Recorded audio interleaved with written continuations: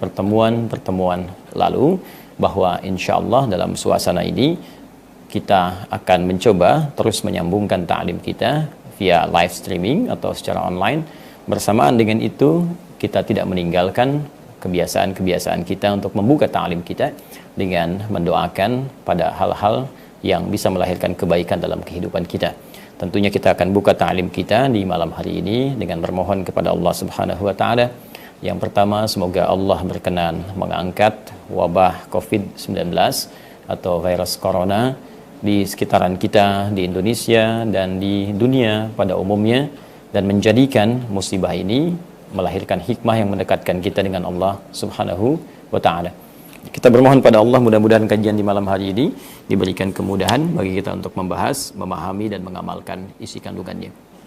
Baik, di pertemuan yang lalu kita telah menyelesaikan pembahasan seputar Al-Fatihah, kemudian masuk ke muqaddimah surah Al-Baqarah, lalu juga kita telah mulai dengan pembahasan Alif Lam Mim. Ya, kita akan masuk pada saat ini di ayat yang kedua, Dzalikal kitabu la raiba fi hudal lil muttaqin. Sebelum kita masuk pada ayat yang kedua, saya ingin menegaskan kembali bahwa surah Al-Baqarah termasuk surah yang sangat istimewa dan diistimewakan oleh Nabi sallallahu alaihi wasallam dengan keutamaan-keutamaan yang telah kita uraikan di pertemuan-pertemuan yang lalu. Saya harap Anda semua bisa mengaji kembali pertemuan lalu sehingga melahirkan motivasi untuk bisa mengamalkan, minimal mengaji surah yang telah kita hadirkan turunan-turunan motivasi dan juga keutamaan-keutamaannya. Di antaranya surah ini bisa memberikan perlindungan dari Allah Subhanahu wa taala dari godaan-godaan setan yang kalau dibacakan kata Nabi sallallahu alaihi wasallam dalam hadis-hadis yang telah kita bacakan, baik riwayat At-Tirmidzi, riwayat Muslim, Ibnu Majah, An-Nasa'i, bahwa setidaknya dia bisa mengusir setan selama 3 hari bila kita rutin membacakannya dalam rumah kita. Saudara-saudariku, dibuka dengan Alif Lam Mim. Telah kita tuntaskan pembahasan ini bahwa para ulama melahirkan keragaman makna dalam memaknai Alif Lam Mim. Ada yang mengatakan itu bagian dari nama surah ini. Ada yang mengatakan itu singkatan dari A-nya menunjuk kepada Allah, Lam-nya menunjuk kepada Jibril, Mim-nya menunjuk kepada Muhammad sallallahu alaihi wasallam, ingin menunjukkan pesan bahwa Al-Qur'an bersumber wahyunya dari firman Allah, diturunkan melalui malaikat Jibril kepada Nabi Muhammad sallallahu alaihi wasallam. Ada tafsir-tafsir lain juga yang menyebutkan dengan hal-hal yang beragam, tapi saya sampaikan bahwa di antara sekian banyak itu yang paling mendekati adalah 2 hal. Yang pertama, Allah membuka dengan Alif Lam Mim, memberikan pesan kepada umat Nabi khususnya pada masa itu, umumnya melewati setiap masa sampai dengan kini dan yang akan datang, bahwa Al-Quran diturunkan oleh Allah Subhanahu wa taala tersusun dengan ayat-ayat, kalimat-kalimat menggunakan bahasa Arab seperti orang-orang Arab biasa menyusun syair-syair mereka, menyusun kasidah-kasidah mereka. Namun penting kemudian saya berikan penegasan bahwa situasi saat surah Al-Baqarah ini diturunkan, ya, bahkan Al-Quran sebelumnya diturunkan, sebelum masuk ke surah Al-Baqarah, dari mulai fatrah juz amma di fatrah Makkah, kemudian juga masuk fatrah Madinah, ya, atau masa-masa Madinah, yang banyak di kalangan orang-orang kafir Quraisy pada masa itu, atau pada umumnya kelompok-kelompok yang lain, bukan sekedar meragukan kepada isi Al-Quran, bahkan juga menuduh Nabi Muhammad SAW itu merekayasa Al-Quran. Saya pernah sampaikan di sering banyak pertemuan bahwa jika ada disebutkan atau diisyaratkan dalam Al-Quran sebuah informasi yang tidak menunjukkan spesifik kapan kejadiannya, siapa orangnya, maka kejadian dimaksud boleh jadi akan terjadi lagi di masa depan dengan tokoh yang berbeda di situasi yang tidak sama. Artinya apa? Orang-orang yang pernah menuduh Nabi Muhammad SAW bahwa Quran ini rekayasa Nabi, Quran ini buatan Muhammad SAW, himpunan kisah-kisah, hanya karya manusia saja, produk budaya, bukan hanya disoal oleh orang-orang di masa Nabi, tapi juga akan muncul kembali oleh orang-orang di masa depan yang mungkin akan menyoal otentisitas Al-Quran, validitas Al-Quran, bahkan menuduh Al-Quran dan rekayasa Nabi Muhammad SAW. Jika terjadi di zaman ini, maka bisa kita katakan orang-orang ini sangat tertinggal, karena 15 abad yang lalu telah ada orang-orang seperti mereka dan dibentahkan dengan hanya satu kalimat dalam Al-Quran yang nanti kita akan uraikan. Nah, jika kita katakan dalam bahasa Arab, orang yang ragu saja, maka istilahnya disebut dengan syak namanya. Syakkun. Jadi itu adalah batas tengah antara ragu dan yakin. Ya, 50%, 50%. Syak. Ini poinnya. Ya, syakkun. Ragu. Tapi jika keraguan ini disertai dengan tuduhan. Nah, jadi ya, bahkan disertai dengan bukan sekedar tuduhan, tapi juga hujatan yang tanpa bukti. Ya, tanpa bukti. Jadi kalau kita sebutkan dalam bahasa Arab itu tuhmah. Ya, tuhmah bila hujjah. Jadi sudah ragu, menuduh pula. Sudah menuduh, menghujat pula. Tapi dia tak punya bukti. Dia tak punya argumentasi, dia tak punya bukti, dia menuduh. Maka berubah kalimatnya dari syakkun menjadi raibun. Ya, jadi kalau kita turunkan kalimatnya berubah dari syak menjadi raib. Jadi kalau syakkun itu hanya ragu saja, antara yakin ya dengan kurang yakin, tengah-tengahnya ada ragu, itu syak namanya. Ya, ana asyukku hal ustaz ya'ti amla ilal masjid. Saya ini ragu, ustaznya datang nggak ke masjid. Tapi ada yakinnya datang, ada juga enggaknya. Nah, itu syak namanya. Tapi kalau sudah kita katakan raib, ya, raib itu artinya ragu, bahkan menuduh pula dan menghujat pula di situ walaupun buktinya belum valid. Maka kita katakan raib. Nah, dulu orang-orang kafir, ya, Quraisy pada masa itu dan bahkan lingkungan sekitar Nabi Muhammad SAW, yaitu banyak yang menyoal Nabi saat diturunkan Al-Quran, bahkan mereka bukan sekedar meragukan. Sampai tadi, menuduh Nabi ya, sebagai syair, menuduh Nabi sebagai sahir, tukang sihir, kemudian juga pujangga, tukang rekayasa, tukang bikin macam-macam. Bahkan hujatan banyak disampaikan kepada Nabi terkait dengan turunnya Al-Quran tanpa bukti-bukti yang otentik. Nah, maka apa yang terjadi? Allah kemudian berikan tantangan kepada mereka, kalau memang Al-Quran ini disebutkan rekayasa Muhammad SAW, padahal seperti diketahui Nabi seorang yang ummi, tak bisa baca, tak bisa menulis, apalagi kemudian harus merekayasa sesuatu. Ya, maka ditantang oleh Allah Subhanahu wa taala, Alif Lam Mim. Ya, Quran diturunkan, ayat-ayatnya, kalimat-kalimatnya dari huruf-huruf yang biasa kalian gunakan untuk membuat syair. Bukankah semua huruf itu kalian gunakan di hijaiyah yang pernah kita bahas di pertemuan sebelumnya? 29 huruf yang diucapkan. Maka kalau Anda kaji lagi di pertemuan yang lalu, saya pernah sampaikan bahwa ayat-ayat Al-Quran, surah-surahnya yang dibuka dengan huruf-huruf yang disebut dengan muqatta'ah atau huruf haja yang terpisah-pisah, itu ada yang satu huruf, ya, masih ingat jumlahnya? 3. Ada yang kemudian 2 huruf, 9. Ada yang kemudian 3 huruf, 13. 4 huruf, 2. Kemudian yang 5 huruf, 2. 1, 2, 3, 4, 5. Ya, 3 ditambah 9, 12, tambah 13, 25, tambah 2, 27, tambah 2, 29. Jadi, Masya Allah, ya, ayat-ayat yang membuka surah Al-Quran menggunakan huruf-huruf muqatta'ah haja yang terpotong-potong, nun, qaf, sad, alif, lam, mim, alif, lam, ra, jumlahnya 29, mewakili 29 huruf yang biasa digunakan oleh orang-orang Arab untuk merangkai kata. Bahkan kalau kita turunkan seperti pertemuan lalu, huruf-huruf ini keluar dari lisan kita menggunakan makhraj, tempat keluar, maka dibagi 5 bagian. Dari jauf rongga itu, sampai ke halak, ke kerongkongan itu, sampai kemudian ke lisan, lidah, sampai ke bibir, syafatain, sampai ke khayshum, dengung, ke hidung. Dari 5 tempat ini terwakili oleh alif, kemudian lam, kemudian mim. Anda review ya, tayangan di pertemuan yang lalu. Maka seakan Allah ingin mengatakan, dari semua makhraj yang kau gunakan, membuat syair itu, membuat qasidah itu, silahkan engkau buat semisal Al-Quran, silahkan engkau buat seperti yang Muhammad sampaikan sallallahu alaihi wasallam. Ya, silahkan jika engkau benar tuduhan yang kau sampaikan, maka buktikan kau bisa membuat hal yang sama seperti Nabi Muhammad sallallahu alaihi wasallam pernah menyampaikannya. Maka ketika tantangan itu dimunculkan, nanti kita akan lihat tantangannya saat masuk ayat ke-23, 24 di Al-Baqarah, juga nanti di Al-Isra. Kita akan simak bersama bagaimana tantangan yang dimaksudkan. Tapi di sini sebelum itu terwujud, maka Allah sudah memberikan berita kepada mereka. Ya, sama dengan beginilah kalau kita ingin ilustrasikan, kita akan menghadapi misalnya dari satu kejuaraan olahraga tinju misal. Ada yang terkenal Mike Tyson.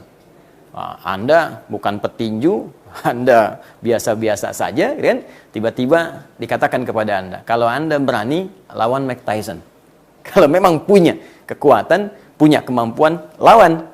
Tapi saya beritahu dari sekarang, Anda nggak akan mampu. Nah, seperti itu ilustrasinya. Ya, gambarannya demikian. Jadi, sebelum Anda pun membuat seperti Al-Quran, Anda nggak akan mampu. Karena itu, nggak usah nuduh-nuduh. Kalau memang nggak punya bukti, jangan nuduh. Ini adab dalam Al-Quran. Kalau tidak punya bukti, tak punya argumentasi, jangan nuduh. Kalau mau, maka buat yang serupa. Ini indah sekali. Sama dalam kehidupan kita juga. Jadi kalau Anda tidak sepakat dengan orang lain, jangan celah dia. Anda tidak sepakat dengan orang, jangan tuduh dia. Kalau Anda ingin berdiskusi, silahkan datangkan dalil yang serupa, duduk bersama, maka kita akan lihat. Dan kalau itu benar, jalankan sebagai sebuah kebenaran. Dan kalaupun Anda tak sepakat, tidak harus menjadikan kita berselisih dalam kehidupan. Maka indah ya ajakan dalam Al-Quran itu. Baik, maka kita kembali ke sini teman-teman sekalian. Maka ketika Allah sampaikan ini ayat Al-Quran diturunkan pada Muhammad SAW, ya disusun dari huruf-huruf yang biasa engkau ucapkan, keluar dari makhraj yang sama yang kau ucapkan dalam lisan kalian, maka kata Allah, sebelum kalian mampu untuk mulai menyusun dan berusaha menandingi Al-Quran, aku katakan tidak akan pernah kalian bisa mampu itu. Kenapa? Karena Quran bersumber dari zat yang sangat jauh dari apa yang kau bayangkan. Quran bersumber dari hal yang sangat jauh dari apa yang kau imajinasikan. Quran bersumber dari hal yang sangat jauh dari apa yang kau tuduhkan. Dan Quran tidak sama seperti apa yang engkau tuduhkan, hujatkan tanpa bukti yang sesungguhnya itu. Nah, kalau kita ingin katakan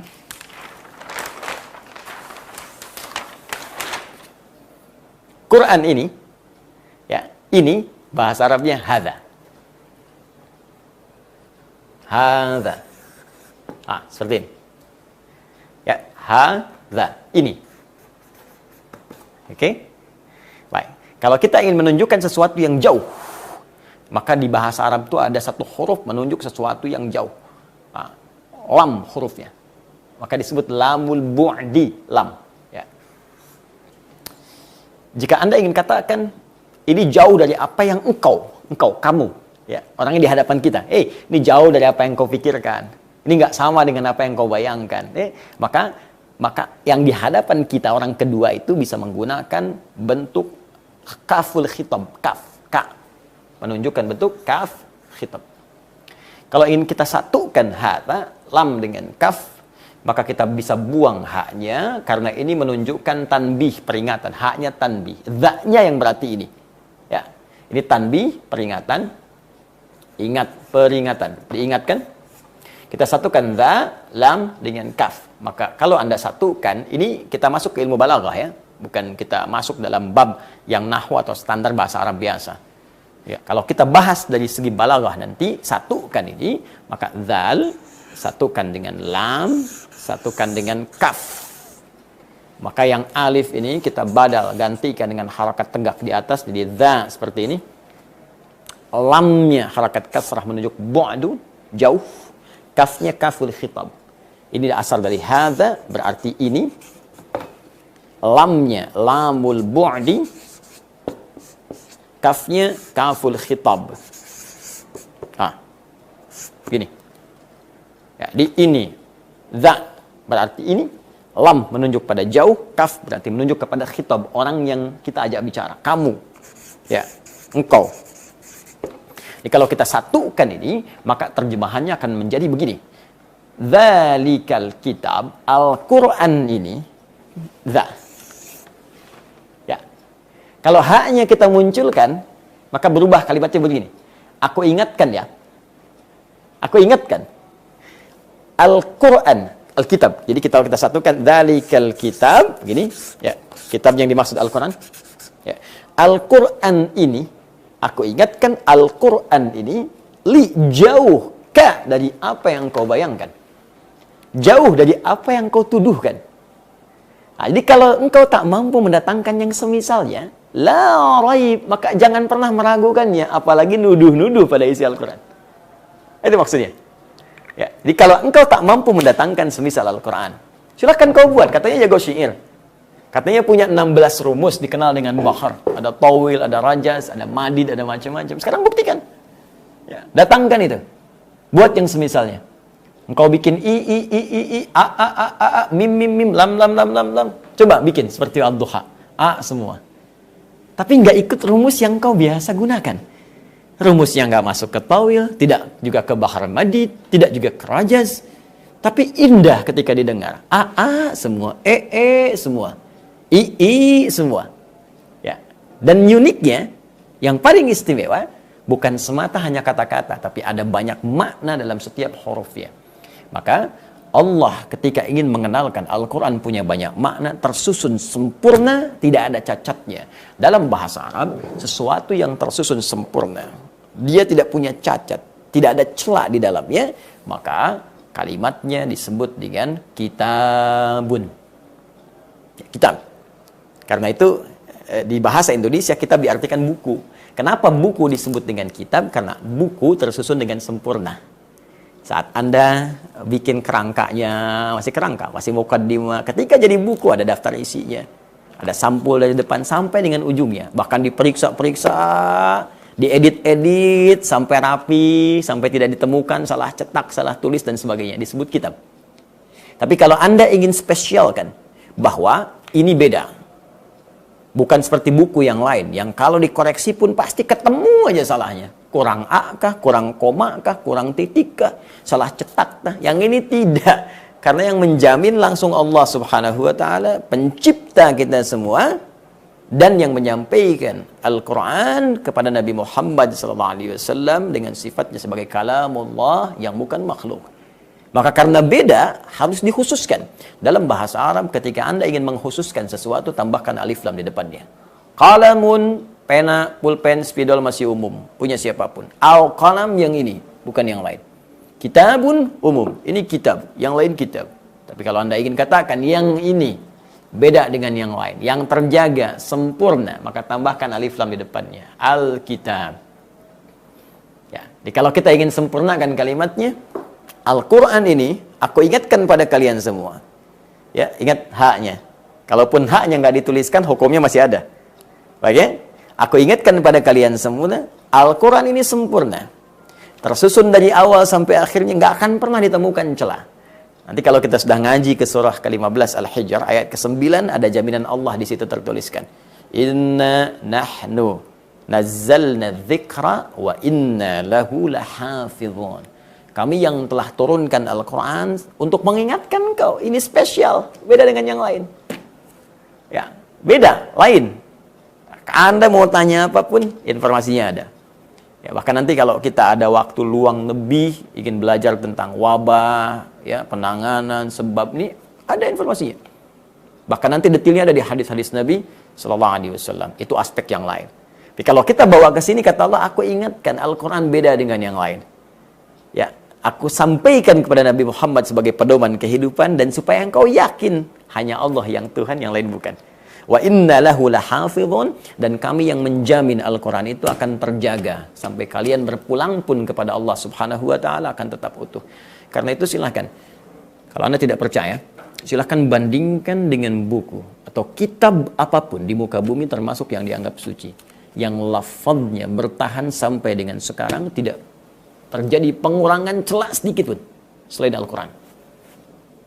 Harakatnya tidak berubah, hurufnya tidak berubah. Dan kalaupun ada kesalahan ditemukan di mushaf, bukan Qurannya, di mushaf, pasti akan ketahuan. Dan terjaganya di ingatan dan dalam tulisan.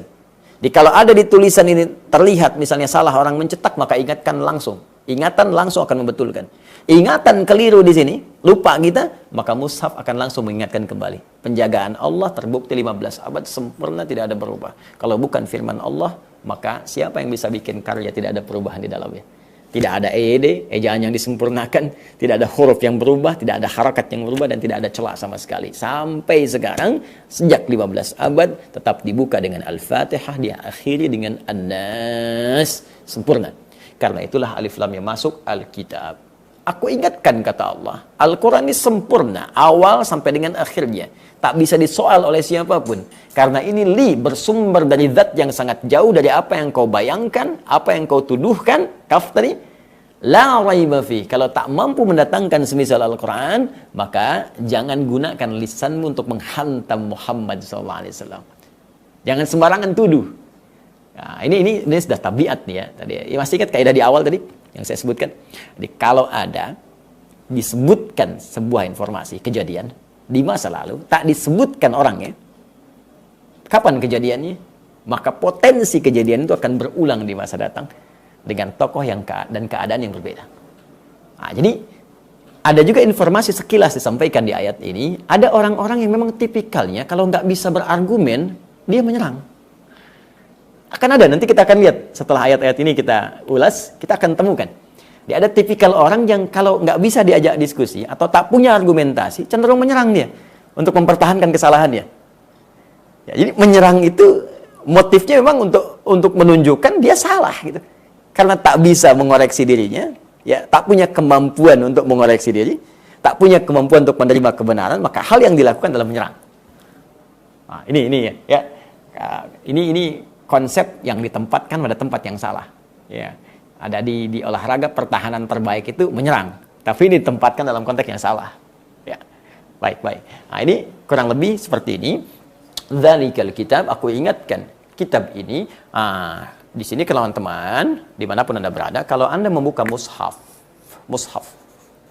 ya, silahkan Anda buka bersama saya. Anda lihat, sangat besar kemungkinan kalimat ini diartikan dzalika, diartikan ini. Silakan Anda cek mushaf, tertulis itu kitab ini.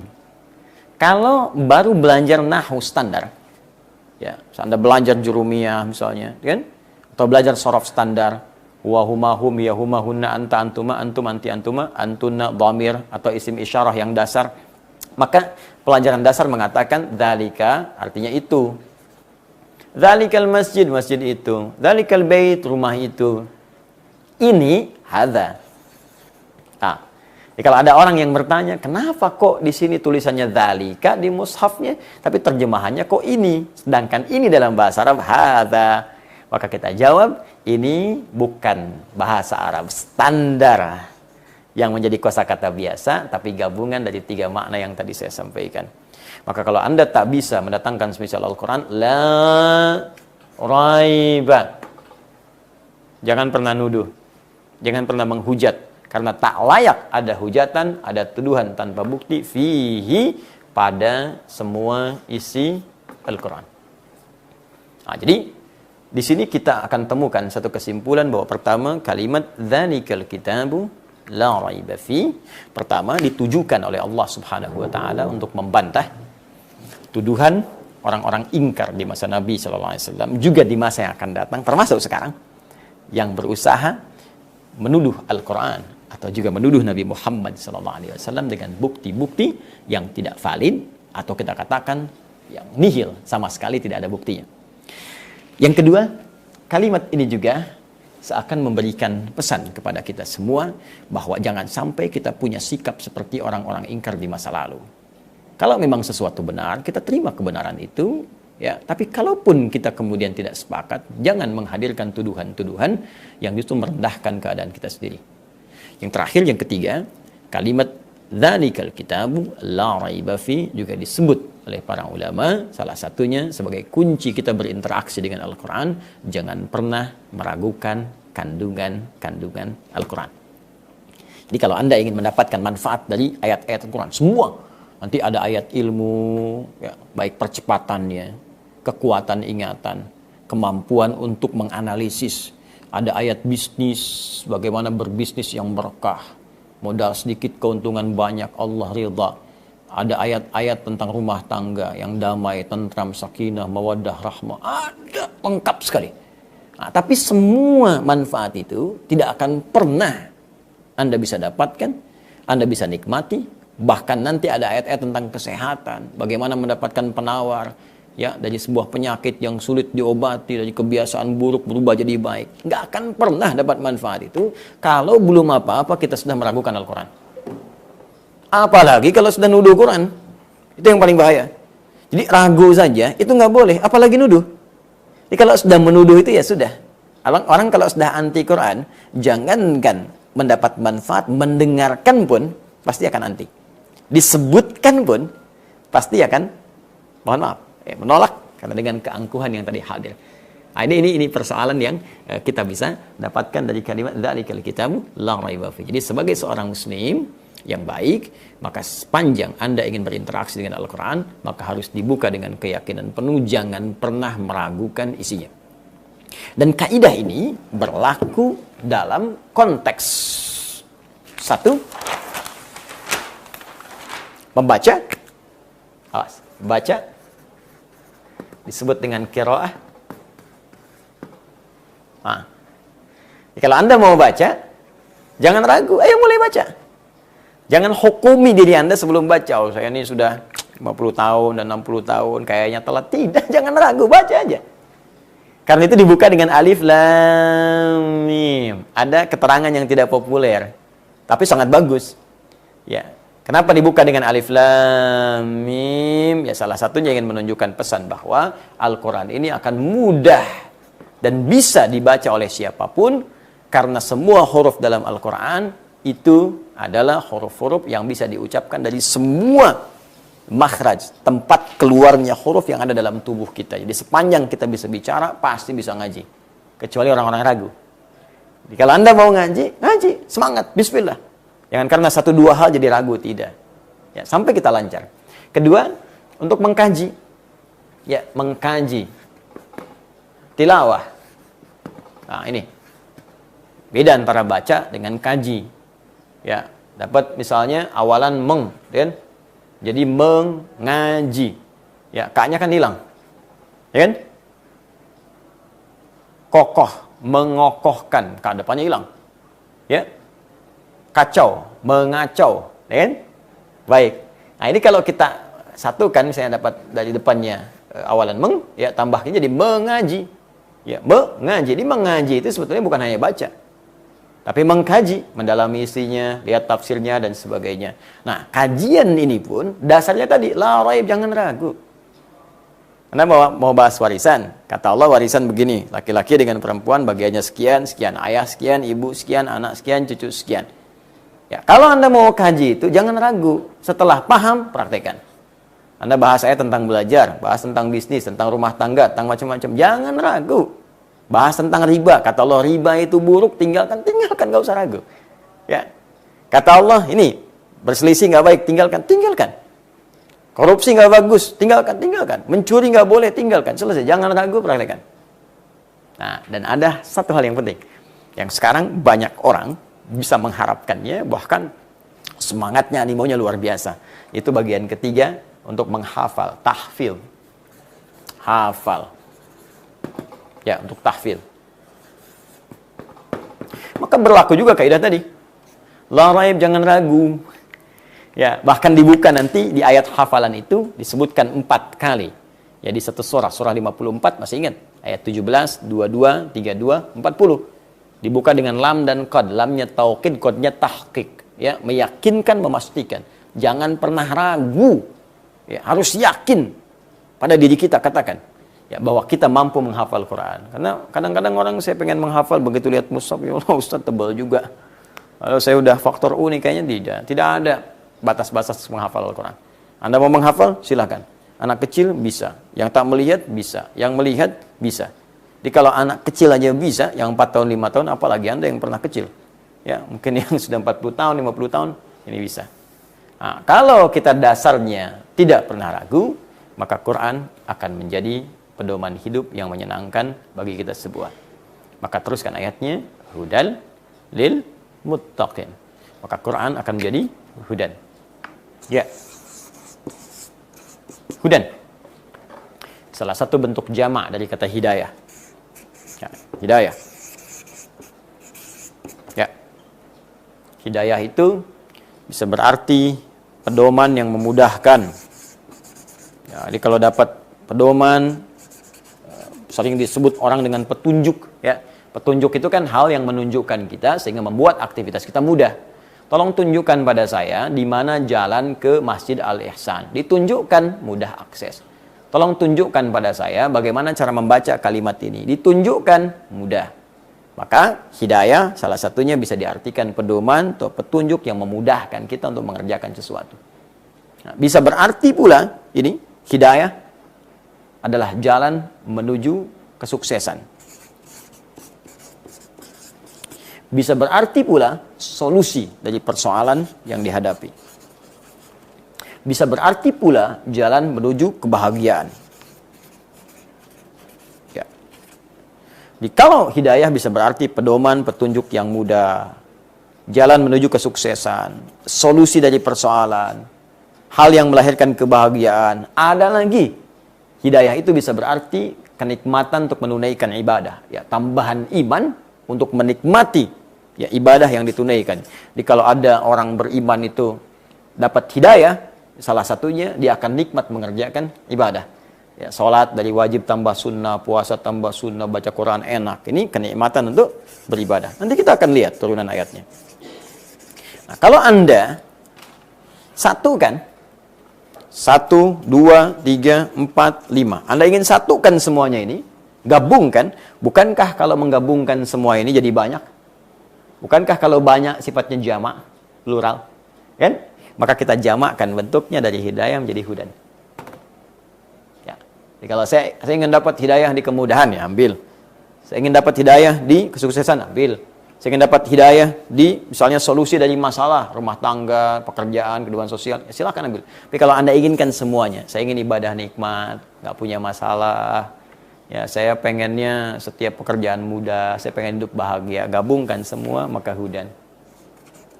Kata Allah, isi Quran itu. Kalau Anda pelajari ini kan baru mukaddimah, baru pembuka.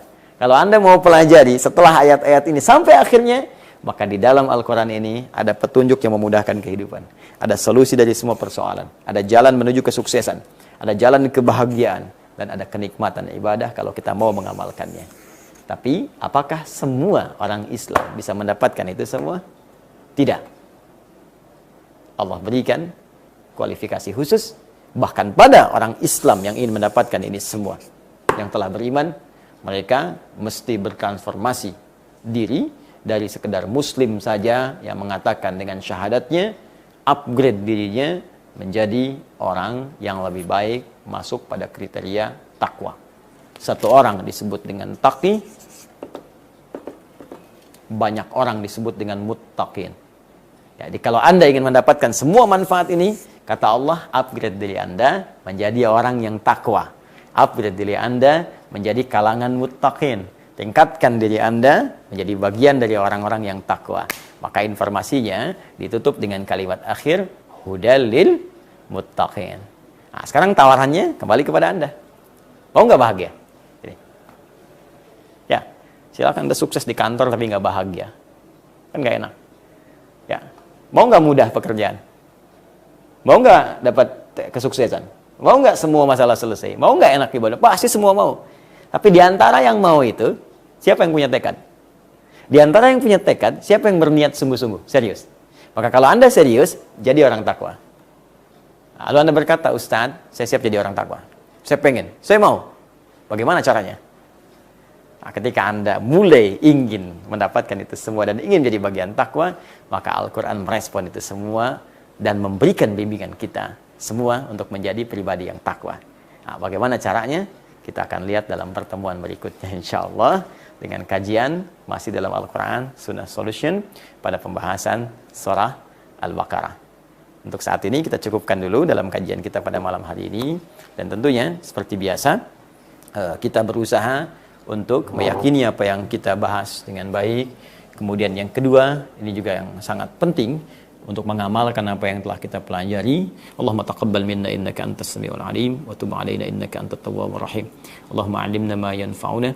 Allahumma ya Allah, ajarkan kepada kami ilmu yang bermanfaat. Faqihna fid din wa 'allimna ta'wil. Fahimna ya Allah, fahimna wafiqna lana ya Allah na'mal ma ta'allamna bih. Ya Allah, pahamkan kami Ya Allah, berikan kami bimbingan untuk mengamalkan apa yang telah kami pelajari. Allahumma wahid sufufana wa janibna minat tafraqah. Ya Allah, satukan diri kami untuk bersatu dalam kebaikan, jauhkan dari perpecahan. Allahumma ya syafi la shifai la bishifaika. Ya Allah, shfi mardana, mardal muslimin wal muslimat, mu'minin mu'minat fi kulli makan, ya arhamar rahimin. Ya Allah yang maha penyembuh dari segala penyakit yang muncul di bumi dan dimanapun. Ya Allah, anugerahkan kesembuhan, berikan penawar bagi setiap yang sakit di antara kami ya Rabbal Alamin, khususnya hilangkan ya Allah, angkat segera wabah virus COVID-19 atau corona yang menjangkiti kami pada saat ini. Allahumma rzuqnal hikam, ya Allah, berikan kami hikmah-hikmah terbaik, ma yuqarribuna ila ridhak, yang bisa mendekatkan kami dengan ridhamu ya Rabbal Alamin. Allahumma rabbana atina fid dunya hasanah wa fil akhirati hasanah wa qina adzabannar.